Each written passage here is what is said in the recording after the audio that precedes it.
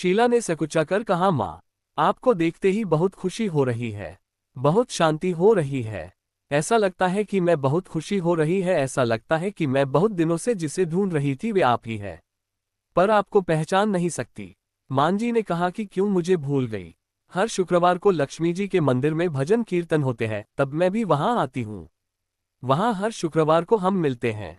पति गलत रास्ते पर चढ़ गया, तब से शीला बहुत दुखी हो गई थी और दुख की मारी वह लक्ष्मी जी को मंदिर में भी नहीं जाती थी। बाहर के लोगों के साथ नजर मिलाते भी उसे शर्म लगती थी। उसने याददाश्त पर जोर दिया, पर यह मांझी याद नहीं आ रही थी। तभी मांझी ने कहा, तू लक्ष्मी जी के मंदिर में कितने मधुर भजन गाती थी। अभी अभी तू दिखाई नहीं देती थी, इसलिए मुझे हुआ कि तू क्यों नहीं आती है। कहीं बीमार तो नहीं हो गई है ना? ऐसा सोचकर मैं मिलने चली आई हूँ।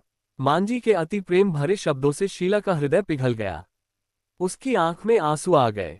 मांझी के सामने वह बिलख बिलख कर रोने लगी।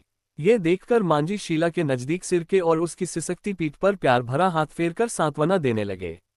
मांझी ने कहा, सुख और दुख तो धूप और छांव जैसे होते हैं। सुख के पीछे दुख आता है तो दुख के पीछे सुख भी आता है। धैर्य रखो बेटी, और तुझे क्या परेशानी है? तेरे दुख की बात मुझे सुना, तेरा मन भी हल्का हो जाएगा और तेरे दुख का कोई उपाय भी मिल जाएगा। मांझी की बात सुनकर शीला के मन को शांति मिली। उसने मांझी को कहा, माँ, मेरी गृहस्थी में भरपूर सुख और खुशियां थी। मेरे पति भी सुशील थे। भगवान की कृपा से पैसे की बात में भी हमें संतोष था। हम शांति से गृहस्थी चलाते ईश्वर भक्ति में अपना वक्त व्यतीत करते थे।